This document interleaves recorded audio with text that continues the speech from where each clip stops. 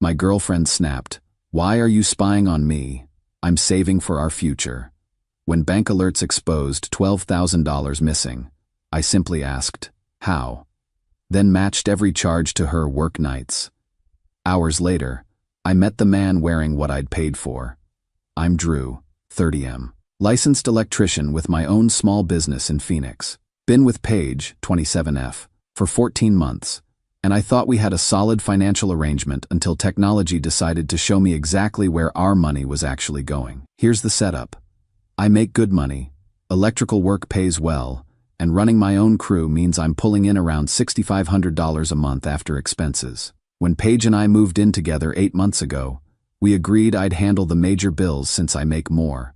Rent, utilities, groceries, insurance, roughly $3,200 a month total. Paige works as a retail manager and makes about $2,800 monthly. The plan was that I'd cover living expenses while she saved her income for our future: engagement ring, wedding, house down payment. Made sense to me. I even opened a joint savings account for her to deposit her paychecks, thinking it would help us track progress toward shared goals. Everything seemed fine until 3 weeks ago when my bank started sending me detailed spending alerts. I'd enabled them for fraud protection, but they also track unusual spending patterns on linked accounts. That's when things got weird. Alert. Large purchase detected. $2,400 charged to joint account at Henderson Jewelry. I figured it was a mistake. When I asked Paige about it, she said it was an investment piece she'd gotten for me. Investment piece? Like what? A watch. For you, eventually, when the time is right. That seemed odd, but I believed her. Then more alerts started coming. $800 at Nordstrom. $600 at the Capitol Grill, which is this fancy steakhouse downtown. $450 at Lululemon. $300 at some high-end salon I'd never heard of. When I brought these up, Paige had explanations for everything. Work clothes, networking dinners, workout gear, treating herself for working hard. All reasonable individually, but the pattern was bothering me. Here's what didn't add up. Paige wasn't wearing any new expensive clothes. She wasn't working out more. Her hair looked the same, and I definitely hadn't seen any $2,400 watch. The biggest red flag was timing. These purchases were always made on days when Paige said she was working late or having girls' night. When I tried to discuss the spending pattern, Paige got defensive fast. "Are you tracking my purchases now? That's controlling behavior, Drew. It's not tracking, it's automatic alerts on our joint account. It's my money that I'm saving for us. I should be able to spend some of it. But these aren't things we need, and they're expensive things I'm not seeing in our daily life. So now you want receipts? That's not healthy, Drew." Rex, my best friend who's also a plumber, came by yesterday. When I told him about the situation, his reaction was immediate. "Dude, she's spending your money on someone else. That's paranoid thinking, is it? You're funding her lifestyle while she claims to be saving. But the money's disappearing on expensive shit you never see." That got me thinking. Last night, while Paige was at work inventory, I pulled up 6 months of bank statements for our joint account. What I found made my stomach drop. $12,847 in unexplained purchases over the past 6 months. High-end restaurants, expensive clothing stores, jewelry, electronics, even a $1,200 payment to something called BL Training Solutions. The pattern was clear. Every large purchase happened on days when Paige claimed to be working late or out with girlfriends. This morning, Rex came by for coffee. When I showed him the bank statements, his face went white. "Holy shit, Drew. 12 grand. I thought maybe she was buying some guy dinner here and there, but this is his entire lifestyle." Rex suggested we dig deeper. If she's dropping this kind of money on him, there's got to be evidence online. That's when we found Brett Lancaster's Instagram. Personal trainer, 32, lots of lifestyle shots. Recent posts showed him wearing a watch that looked exactly like the one Paige claimed to buy me. Designer clothes that matched the Nordstrom charges. Photos from the Capitol Grill on the exact date our account got charged $600. BL Training Solutions, Brett Lancaster Training Solutions. I've been paying for my girlfriend's other boyfriend's personal training business. For 6 months, I've been working 50-hour weeks to fund Paige's secret relationship, while she told me we were building a future together. Update 1. I've spent the past few days becoming a financial detective, and what I found is so much worse than I initially thought. Rex convinced me to do a thorough audit before confronting Paige. Get all the evidence first, he said, because when you show her what you know, she's going to try to gaslight you into thinking you're crazy. He was right to push for a complete investigation. I printed out every bank statement from the past 6 months and cross-referenced them with social media posts, both Paige's and Brett's. The pattern of deception is unbelievable. Here's what I discovered. Valentine's Day was the first red flag I'd missed completely. $400 charged to Romano's fine dining while Paige told me she was working inventory until midnight. That same night, Brett posted an Instagram story from Romano's. Champagne, roses, the whole romantic setup. Then in March, $800 disappeared at Nordstrom. And a few days later, Brett's posting gym photos wearing a hoodie and joggers that still had tags on them. I could see the damn tags in the background of Paige's Instagram stories. But the big one was March 22nd, $2,400 at Henderson Jewelry. 3 days later, Brett posts a photo of his wrist wearing a Rolex Submariner with some caption about being blessed and grateful for the people who believe in me. That was my money on his wrist, and he was thanking Paige like she was his generous benefactor. April got even worse. $1,200 to BL Training Solutions. And 2 days later, Brett's posting about expanding his business with new equipment. Then May rolls around and $600 vanishes at the Capitol Grill. On the same night, Brett posts, date night at the best steakhouse in Phoenix. Every single, expensive purchase correlates with Brett's social media posts. I've been funding this guy's entire lifestyle while working 10-hour days and eating PB&J sandwiches for lunch to save money. But the investigation revealed something even more infuriating. Brett's been flaunting the relationship online while I had no idea it existed. His Instagram is full of date night photos, expensive dinners, weekend getaways, gym couple photos, always with the same woman whose face is strategically hidden or cropped out, but you can see enough to know it's Paige. Her hair, her hands, her jewelry. The timeline shows they've been together for at least 8 months, which means she started dating him right after we moved in together. I've been paying rent for the apartment where she brings her other boyfriend. Rex came over yesterday to help me figure out next steps. You could just kick her out and be done with it, he said. But this Brett guy has no idea where this money is coming from. What do you mean? Look at his posts. He thinks she's wealthy. All this expensive shit she's buying him, the fancy dates, the business investment. He thinks she's some rich retail heiress. Rex pulled up Brett's Instagram and showed me a post from last month. Grateful for my girl who believes in my dreams and invests in our future. Some people are just naturally generous and successful. This guy thinks Paige is funding his lifestyle out of her own success. He doesn't know about you, Rex said. He has no idea there's another man paying for everything. So he's not even consciously being an asshole? He's being an asshole by dating someone else's girlfriend. But the financial part? He probably thinks she's loaded. That got me thinking about the confrontation strategy. I could just dump Paige and move on. Or I could expose the whole situation to both of them.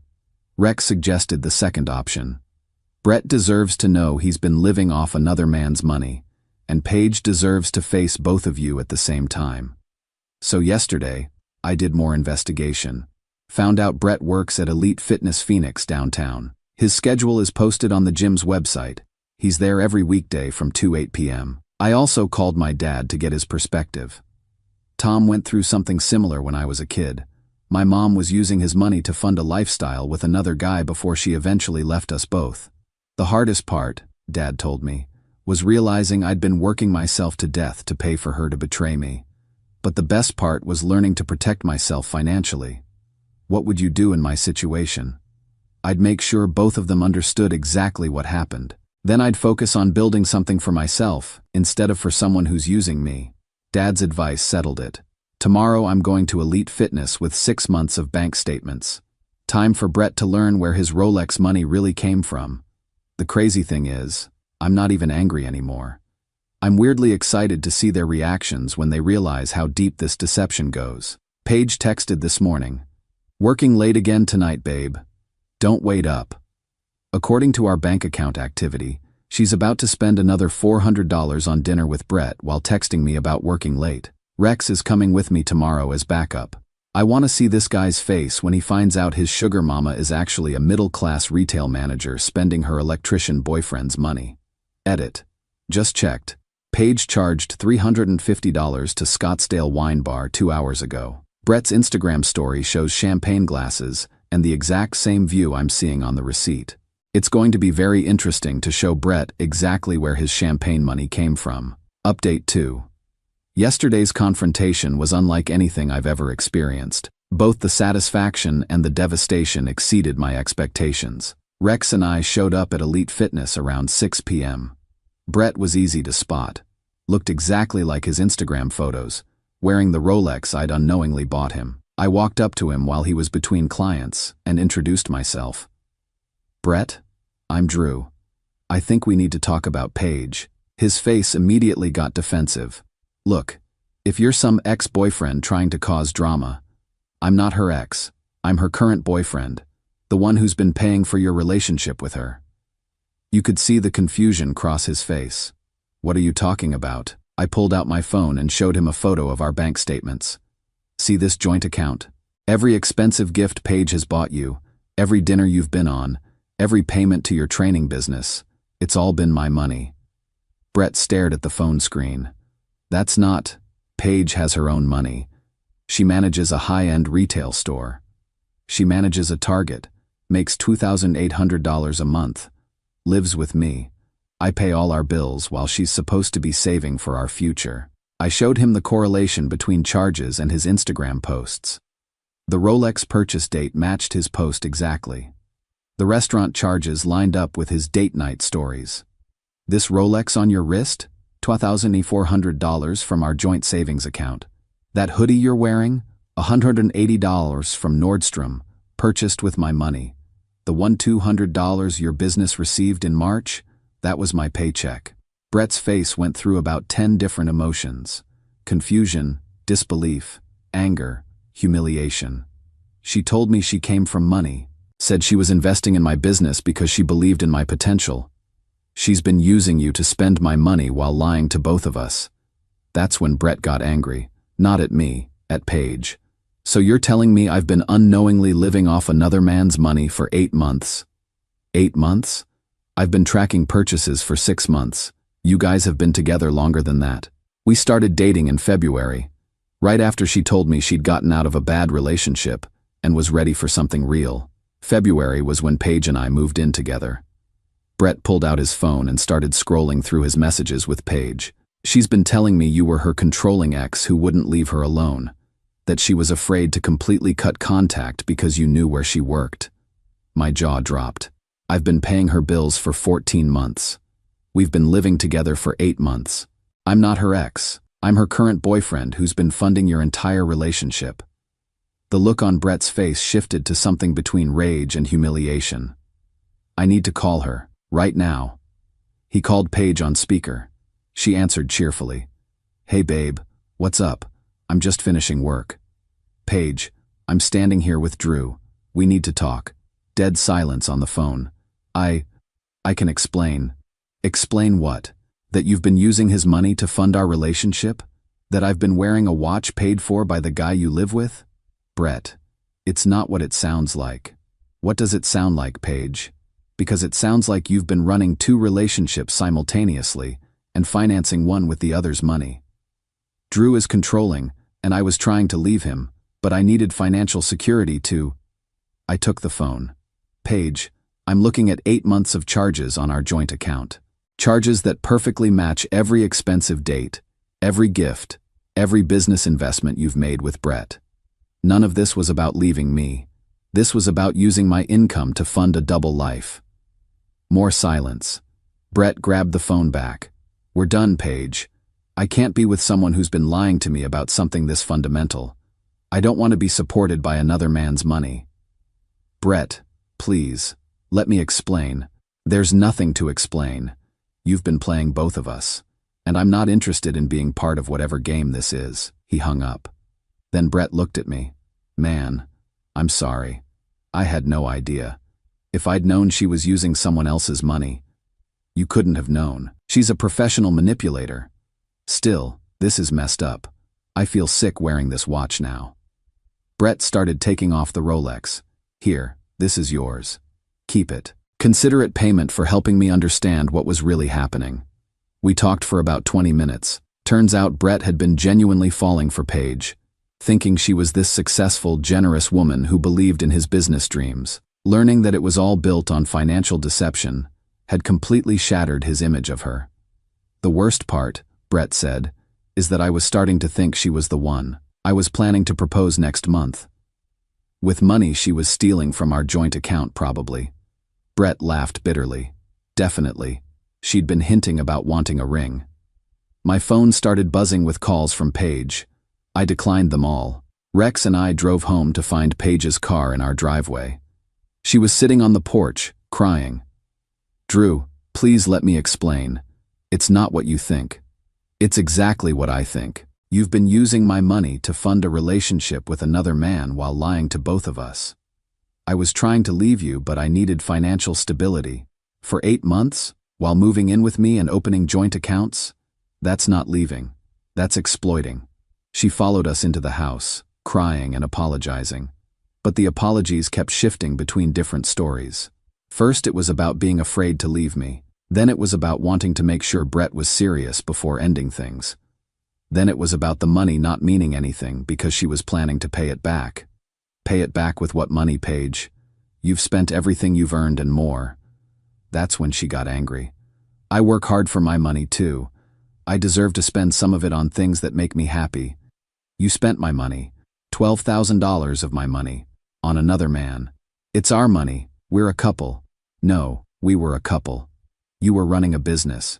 I was the investor. Brett was the product. And you were keeping all the profits. I told her she had until Sunday to move out. Changed the passwords on all accounts that night and called the bank to remove her access. 3 days later, and my phone hasn't stopped buzzing with calls and texts from Paige. But I'm not interested in hearing more explanations or excuses. The weird thing is how relieved I feel. Rex was right. Getting all the evidence first made it impossible for her to gaslight me during the confrontation. Started therapy this week to work through the financial betrayal issues.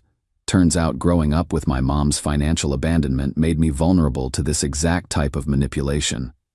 But today I bought a new truck with the money I would have been spending on Paige's secret relationship. Cash purchase. No financing needed. Feels good to spend my money on something that's actually mine. Final update: life has changed dramatically since I exposed Paige's financial infidelity. Figured I'd wrap up this story since people have been asking for closure. First, the Paige aftermath. She moved out that Sunday, but the drama continued for weeks. She spent the first month trying to convince mutual friends that I was financially abusive, and that she'd been saving money to escape. Most people saw through it when I showed them the bank statements proving she'd spent $12,000 on another man. The second month, she tried a different approach, claiming she'd been confused and didn't realize what she was doing. She wanted to work things out and promised to pay back everything she'd spent. By the third month, when her attempts at reconciliation failed, she got lawyers involved. Tried to claim she was entitled to half the money in our joint account because we'd been common law married. Arizona doesn't recognize common law marriage, and her attorney quickly dropped the case when they saw the evidence of financial fraud. The real wake-up call for Paige came when she had to start paying her own bills. Turns out $2,800 a month doesn't go very far when you're used to living on someone else's $6,500. She moved back in with her parents in Tucson and, according to mutual friends, has been working 2 jobs to make ends meet. Brett reached out to me a few months ago. He'd gotten into therapy to work through the manipulation trauma and wanted to apologize again for unknowingly being part of the deception. "I keep thinking about how I was walking around wearing your money on my wrist," he said. "I returned all the gifts to the stores I could identify. Made about $3,000, and I want you to have it." I told him to keep the money and invest it in his business legitimately this time. "You were a victim too," I said. "She manipulated both of us. We actually became friends through this whole experience. Brett's business is doing well now. Turns out he's a good trainer when he's not distracted by financial fraud drama. The biggest change has been in my relationship with money. Started working with a financial advisor to understand how my childhood experiences made me vulnerable to this type of exploitation. You were taught that providing equals love, she explained. When someone accepted your financial support, you felt valued and needed. But healthy relationships require mutual contribution, not just one person funding the other's lifestyle. That was a hard lesson to accept. I genuinely enjoyed being able to provide for Paige, felt proud that my hard work could support both of us. But I was confusing being useful with being loved. Started dating again about 4 months ago. The difference is night and day. The women I meet now appreciate my work ethic without trying to exploit it. We split bills, contribute equally, discuss major purchases together. Met someone special last month, Alice, who's an accountant and actually understands financial boundaries better than I do. When I told her about the Paige situation, her reaction was immediate. That's not relationship spending. That's theft. That's what my lawyer said too. Good.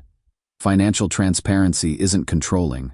It's basic respect. Alice and I have been taking things slow, but she's already shown me what healthy financial partnership looks like. We each pay our own way on dates, contribute equally to shared experiences, discuss future financial goals openly.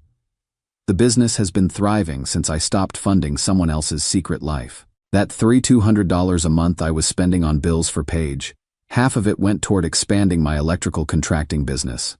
Hired 2 new guys, bought better equipment, started taking on bigger commercial projects. The other half went toward things I'd been neglecting. New tools, truck maintenance, an emergency fund that's actually for emergencies instead of secret boyfriend gifts. My dad has been proud of how I handled the situation. You learned the lesson I took 10 years to figure out, he said. Generosity without boundaries is just exploitation waiting to happen. What's the difference between being generous and being used? Generous is helping someone build their life. Being used is funding someone's lies. Rex has been joking that I should thank Paige for the learning experience. She taught you exactly what red flags to watch for, he said. Plus, she made room in your life for someone who actually deserves your work ethic. He's not wrong. The financial fraud was devastating, but it also forced me to develop skills I needed. How to investigate suspicious behavior, how to trust evidence over explanations, how to protect myself financially. Paige texted me last week asking if we could meet for coffee to talk about closure. I didn't respond. The closure happened 6 months ago when she moved out of the apartment my money was paying for. According to mutual friends, she's been telling people that our breakup was mutual and that she learned a lot about herself. Whatever story helps her sleep at night. The funniest part is that she tried to connect with me on LinkedIn last month. Her new job title, Financial Services Representative. The irony was too much to ignore.